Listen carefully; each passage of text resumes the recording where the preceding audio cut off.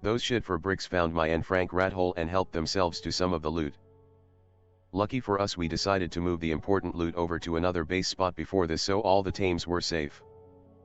That being said, my breakfast cereal was mostly a mix of Adderall and prescription stimulants, so I found myself scouting the ocean. While passing over the water I spotted the reflection of glass windows, so fueled on speed and curiosity we apparently discovered the lost city of Atlantis. If I find the cast of My Little Mermaid down here I'm going to roleplay Poseidon, and you all better be real cool about that. Everything is undefended, but that's how this creep likes his mornings, so happy days all around. They left a stego, a fat juicy orphan stego. It has had a vasectomy, but we don't judge here in Atlantis. As the smooth criminals that we are, we will scavenge and take anything we can find. That being said, seems like the tribe formerly known as Unlucky has had separation anxiety from their homegrown algae farm, thus deciding that they don't want to donate too much to the fundraiser campaign for erection deficiency in koala bears that we are running. Selfish lemon dicks if you ask me. Look at all those dedicated storage boxes just hanging out like a group of choir boys in front of a church. Well, I intend to be the priest in this scenario, and I am going to need the boys to be real quiet about what happens next. So for now we won't be taking anything out because the real owners of the base were not here too long ago, and I am guessing that they might come back if I start breaking stuff. For the most part everything is pin coded and emptied out.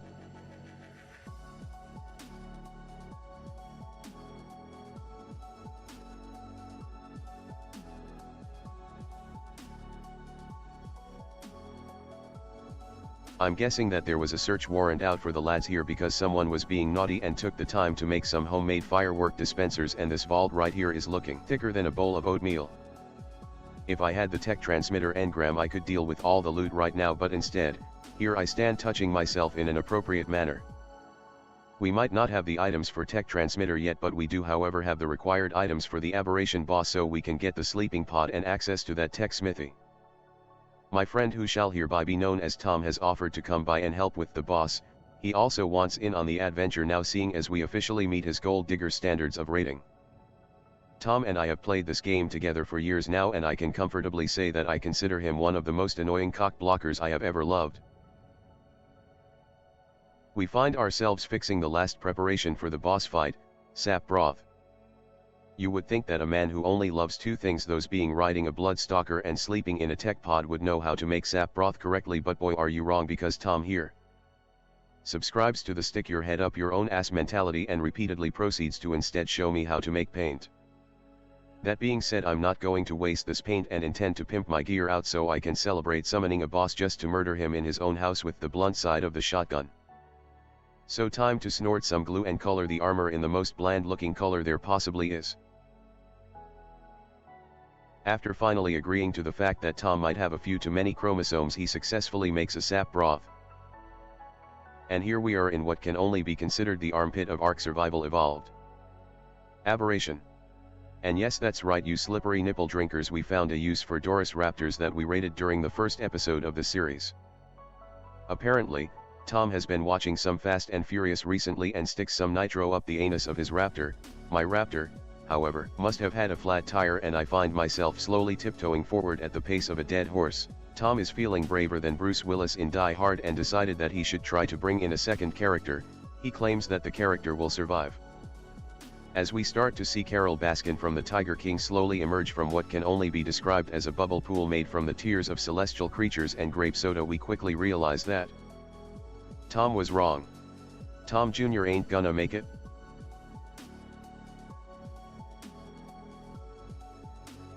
In a fit of rage, Tom proceeds to blow the limbs of that bitch one at a time. I would love to help, but I'm still running the 700 health point chunky cheese build and my movement speed is the same as a newborn toddler's. So while I let Tom do all the legwork, I mostly just take it easy and blame the next generation for things that I have gotten too old to understand. Why is dabbing a thing, and at what point did children start eating Tide Pods? Was this some elaborate suicide cult I didn't understand? And was the dabbing a sign of allegiance? Who was the guy that decided storming Area 51 was going to be a good idea, and how can I become his friend? Many questions were asked while I waited for Usain Bolt to finish his task. Seriously though, I for one think Carol Baskin murdered her husband. When do I get to see a follow-up on that documentary? It was genuinely the best thing to distract us from the current global pandemic.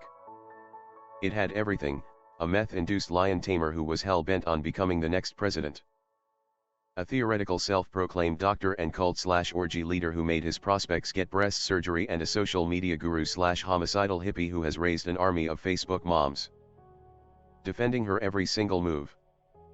That shit was my jam. Now I'm stuck here taking justice into my own hands in the virtual world instead. Also, have you guys seen the movie Underwater? It's a horror/action movie based on basically being alien under the sea. They use the hilarious bartender from Deadpool T.J. Miller and Kristen Stewart from Twilight. Man, that movie is amazing, and if you think differently I might have to poison you. I managed to successfully trick my girlfriend into watching the movie with me once, and I'm going to be giving it another go soon enough. I need to have her nearby as a human shield for every horror movie I watch, cause bitches be tripping if they think I'm sitting alone in the dark watching horror on my own. Anyway, Carol Baskin is almost down, and I learned not only that Tom has some sick leg muscles but also that apparently the first boss on Gamma does not summon those annoying little floating jump scares that slowly hover in our direction. That was a relief. So the bitch is dead, and we can proceed with the circle jerking of scavenging more loot from that underwater base on the center map. That tech smithy better have something juicy. I was being about as useful as a person that shows up to an election a day late.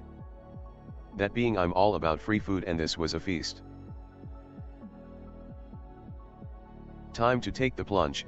Swimming down to the lost city of Atlantis, I realize that I haven't made the rules clear about the city, and that Tom has to treat me like Poseidon down here, so he better not be getting any of his sticky fingers on the loot in the tech smithy before I get there, otherwise I will show him my replica of Fritzl's basement.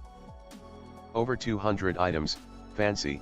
You would think there is nothing really extraordinary in here, but the fact is we got some element, a broken tech rifle, and a bunch of flak items that we just need to repair with the metal from this base.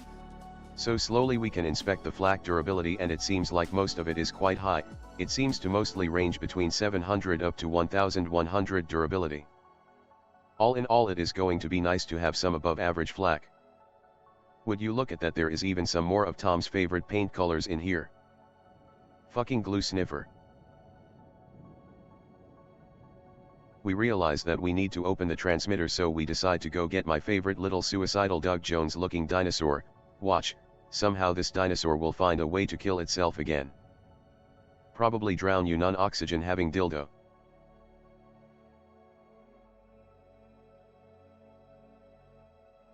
Anyway, so most people decide that at some point during the day they should have dinner. I myself am a strong supporter of this. Tom, however, must seem to think dinner is just a construct made by the corporations to run our daily lives, because he decided to try and break the transmitter on his own using the newly tamed Arthropleura. To absolutely no fucking surprise, he managed to screw that nipple in the wrong direction and proceeded to eat a bunch of wooden storage boxes instead of the transmitter. Now the owners of the establishment has figured out that something is going on. They quickly figure out that we have been sneaky looting their base. Thanks, Tom, you absolute stain bucket.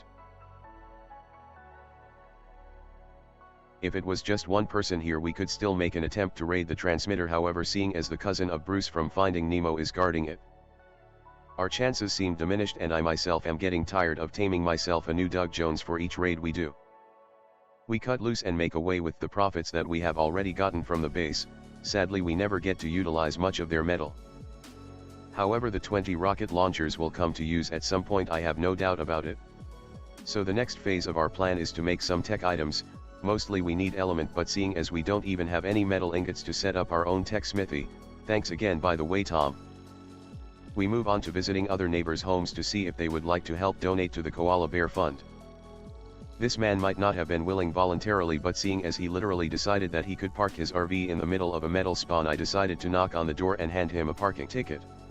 While I find myself busy here making new friends, Tom is busy on the Genesis map doing missions with Barney the dinosaur in an attempt to get the tech smithy another way. Of course, Bilbo Baggins is found wearing painted flak and sleeping under the fabricator. My new pal here, however, isn't as broke as I expected him to be. He has some of the metal ingots and some interesting tames. So we are going to speed this part up. No, don't cry, it's okay, it wasn't that important anyway. We more or less get one griffin and one Argentavis that are useful, and for some reason Tom wants the bear. I've learned over the years not to ask questions. If Tom wants a teddy bear, give him a teddy bear. I mean, the real prize in the end is the friendships we make along the way, right? The respect, the love, the passion. Screw all that noise, the real prize is this amazing golden eye looking James Bond gun. He's even added a silencer. My man's a fucking lunatic. I love you, Bilbo. See you guys in the next episode.